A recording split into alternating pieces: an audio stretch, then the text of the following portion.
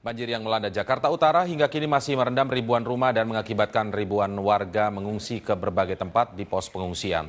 Untuk mengetahui situasi terkini di sana, kita bergabung bersama Rory Asyari yang berada di Pluit, Jakarta Utara. Rory, bagaimana perkembangan informasi terkait banjir di tempat Anda melaporkan saat ini?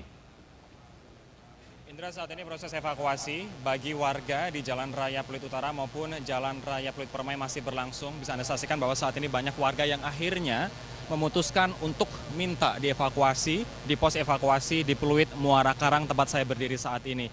Banyak warga yang minta dievakuasi, baik mereka menyewa sendiri kapal-kapal ataupun perahu-perahu kecil maupun meminta bantuan kepada tim SAR, Basarnas ataupun aparat seperti TNI dan juga Polri.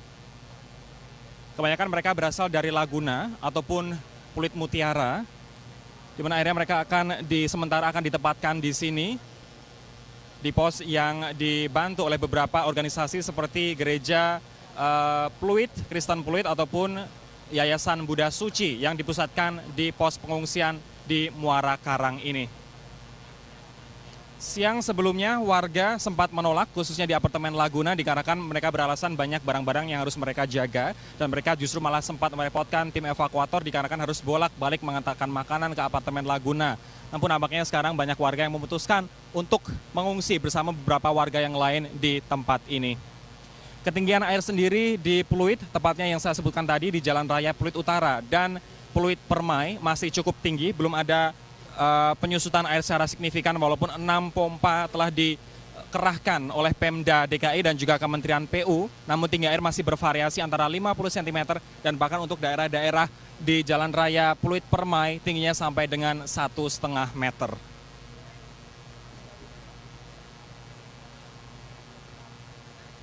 Nah, kita harapkan saja apa yang dihimbaukan oleh Wakil Gubernur DKI Jakarta dan juga Wakapolda Metro Jaya agar warga mau mengungsi ini diindahkan dikarenakan mereka berdua memberikan jaminan bahwa nanti malam akan ada patroli besar-besaran untuk mengamankan rumah-rumah maupun toko-toko dari masyarakat di Pluit ini. Nah, apabila banyak warga Pluit yang mau dievakuasi, ini beda ceritanya dengan warga yang ada di Tanah Merah masih di sekitar Pluit, di mana mereka sangat minim bantuan, terutama bantuan makanan dan juga bantuan pakaian masih sangat minim, sehingga tadi sore sekitar pukul 4 sampai dengan setengah 5, reporter kami Yasir Neneama dan juga reporter Sadudin Muklis mengambil gambar di sana dan menemukan bahwa warga berebutan hanya untuk sebungkus nasi bungkus di sana. Dan perlu Anda ketahui bahwa gambar yang Anda saksikan ini adalah ribuan warga di RW 2 Rusun Tanah Merah dan ini baru sebagian dari warga di sana, masih ada RW lain yang belum mendapatkan bantuan sama sekali sampai dengan saat ini dan pos pengungsian di sana pun bisa dikatakan masih sangat minim. Dan kalaupun ada ini hanya bentuknya shelter yang tidak layak untuk menginap sehingga bantuan pos evakuasi untuk mereka bisa menghabiskan malam ini pun sangat diperlukan oleh warga Tanah Merah di daerah Pluit. Nah, menurut keterangan dari sukarelawan dan juga koordinator pengungsi di Tanah Merah yang bernama Joshua, mereka masih kekurangan tempat pengungsian, bahkan tidak ada sama sekali pos pengungsian di jarak beberapa kilometer dari rumah mereka yang kebanjiran. Nah, ironisnya beberapa tempat yang kering seperti Emporium Mall ataupun Pluit Junction tidak bisa dijadikan tempat pengungsian sampai banjir ini surut. Hal ini dikarenakan manajemen kedua mall tersebut hanya memberlakukan pembolehan tempat basement mereka dijadikan tempat pengungsian pada jam kerja mall, yakni pada pukul 10 pagi sampai dengan 10 malam. Sehingga pada pukul 10 malam, warga di Tanah Merah harus kembali ke tempat mereka yang otomatis masih kebanjiran antara 50 hingga 100 cm. Saya akan menyajikan pernyataan dari koordinator tim sukarelawan dan juga pengungsi Joshua berikut ini. Dari semalam banyak warga yang memang berkumpul di Mall Emporium ataupun Pluit Junction, tapi hanya di jam kerja saja dari jam 10 pagi sampai dengan jam 10 malam. Setelah itu mereka harus kembali ke tempat mereka masing-masing.